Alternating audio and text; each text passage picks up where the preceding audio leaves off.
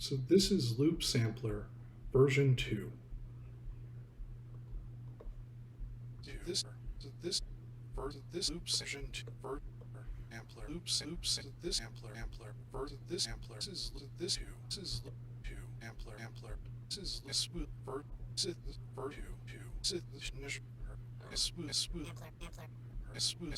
nish ver 2 ver sit ver 2 ver smooth sit 2 sit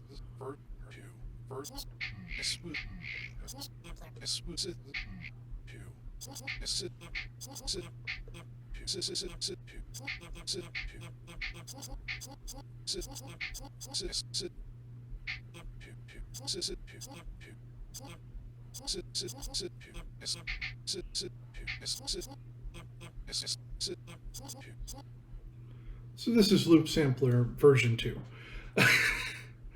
I'm going to reset the patch real quickly just to talk about it.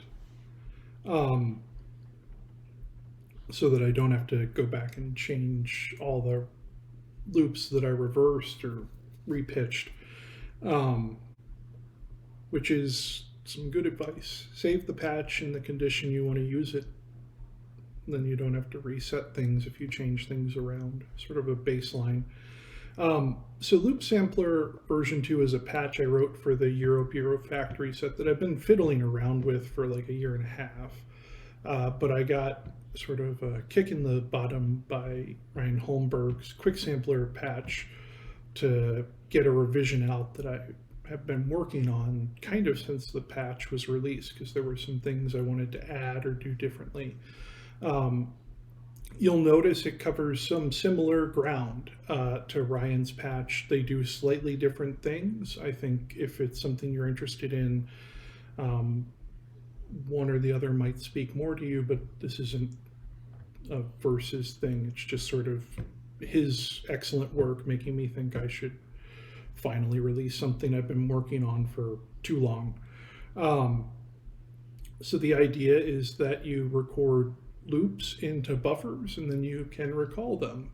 I'm going to go through the 3 different recording modes that are available in this. The first one we heard was the clocked recording, and I was using tap tempo, but you can use MIDI, you can use CV clock to set the clock and record 8 loops that are timed to that clock, which is nice, I think. But the first mode is manual mode. And this is just, it records until I tell it to stop recording. So this is a recording. And once that happens, once that buffer gets filled, it switches to yellow. I'll come back to this in a second because it's going to switch back to red as soon as I touch this. This is a recording. I can also use a gated mode. So we have this button here, gate or trigger, on the top of the second page, and when it's gated, this is playback is tied to how long I hold this down or how long a gate is received at the gate input, or the play input, I'm sorry. So you can do either one. I generally use triggers, but gates are fun too, particularly for some sort of glitchier sounds. This is a recording. And with manual, maybe I want to cut out a little bit of silence at the beginning. This is a recording. But I can also change the pitch. This is a recording.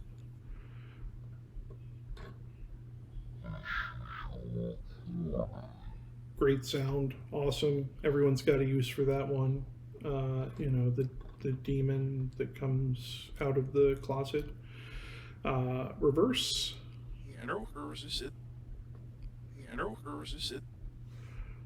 Okay. So that's manual. Pretty straightforward. It records a loop as long as you record a loop.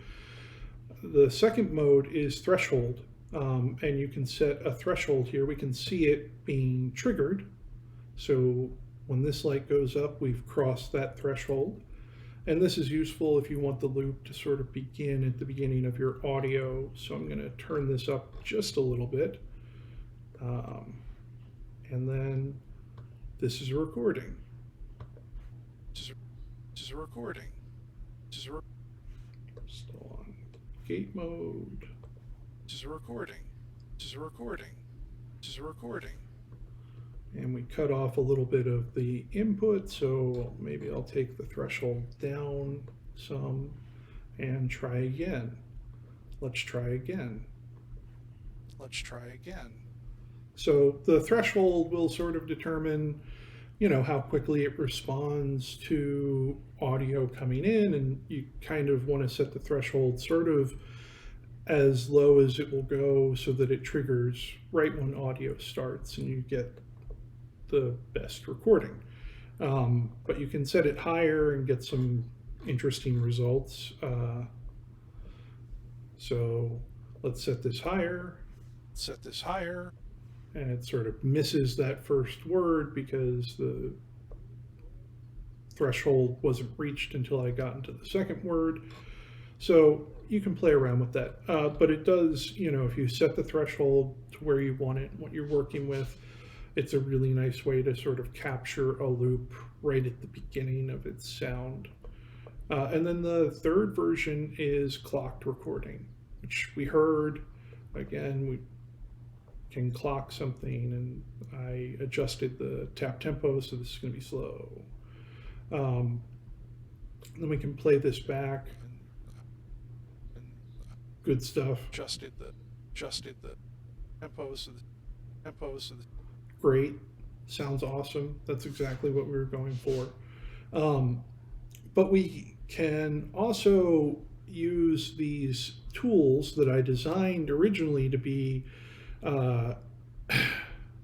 used externally. So you could patch CV from out of here and into here. I created a way to route them to make this more accessible to people who wanted to use it with an OG ZOIA. So there's an internal routing mechanism. If I press this button, adjusted the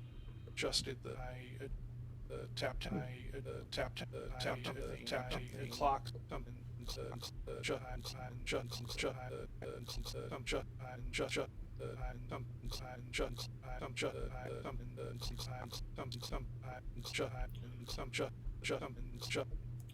and what these outputs do. I should also point out, I didn't earlier, I should have, that these buttons are reproduced on the ZOIA pedal board. So the left stomp switch will initiate record.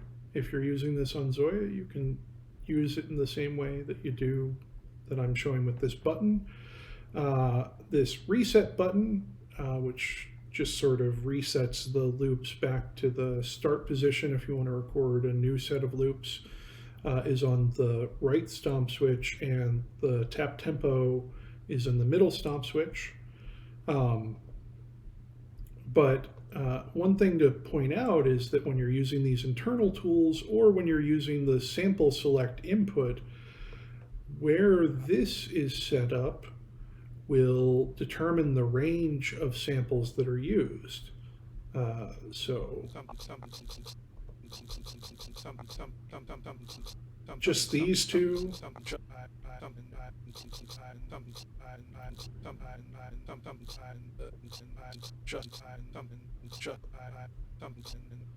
There's another use for this change in color. We can go to any sample, and when we select that sample, it becomes queued to record again. So we can just add some more recordings to this collection. Right now, we'll do that.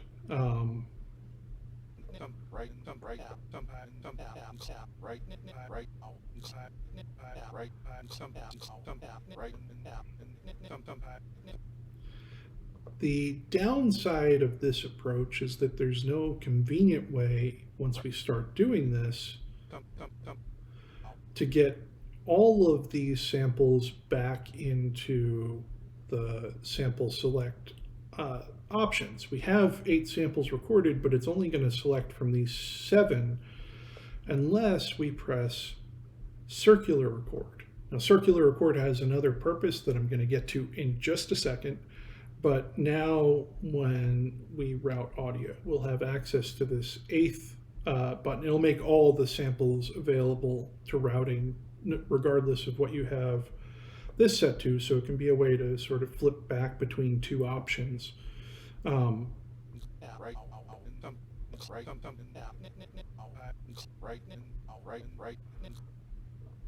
So let's get into circular recording real quick. Circular recording can work with any mode, but I designed it with the clocked option in mind. And what it does is, under normal circumstances, playback is disabled while recording occurs to keep things from getting too weird. Circular record bypasses that, but it also adds a loop function. So what happens is, when you fill this buffer under normal circumstances, you can press record again and nothing will be recorded. The 8 loops are sort of safe until you select another one, record over, whatever you want to do. With circular record, it will loop back to the first recording and keep going. Now, you can use this with any of the modes, and I can see value in using it with the manual and threshold record ones if you want to. But I designed it specifically for use with the delay, or with the clocked version, to give sort of a glitchy, out of order delay thing, which I'll demonstrate right now by talking while this stuff records. And I'll turn on the internal routing, and we'll hear stuff that I said out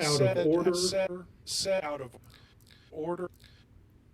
Let's put this back in trigger mode, and we can start messing around with pitch and reverse, all that stuff. So some of these will play back in reverse, but yeah. And that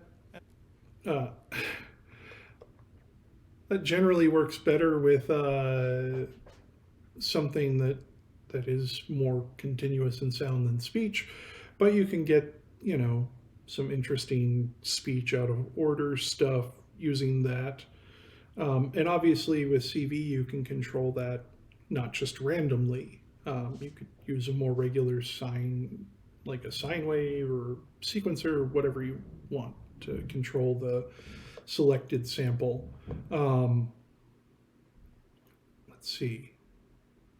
But the other advantage of that is that you can have this sort of continuously recording buffers, and then stop, and, you know, at any given point, and it'll have the last 8 loops that you selected. They might not be from 1 to 8. It might be from 6 to 8 and then 1 to 5, but it'll be the last 8 clock periods that are sort of held in the buffer at that point, which is the other reason that I did the circular record option, although I do like weird, glitchy stuff like that. And this patch is sort of weird, glitchy stuff. But there is, I think, a more practical application for that particular feature. And that is pretty much the controls. There's a dry level. The dry is passed through in stereo, but the loops sum the left and right input to mono to record. There is a stereo spread option for the output to give you, to reinvigorate that sense of stereo if you want. And then there's a level for the patch. And that's it. I think I'm probably forgetting something real crucial, but I don't think I am. Yeah, that's LoopSampler. In the video description, I put a live stream I did like a year and a half ago where I used this patch more extensively. One difference with the first version is the first version had reverb. I had to remove that for CPU reasons, but I don't really miss it because it was a reverb light. And I think, if you really want to add reverb to the output, there are other options out there for you. But this is Loop Sampler version 2, which I think has a bunch of fun applications, kind of a more generative bent to the, concept. But yeah, if you're into this, I'd say check out Ryan's patch, check out my patch, give them both a whirl. They do slightly different things in slightly different ways, but yeah.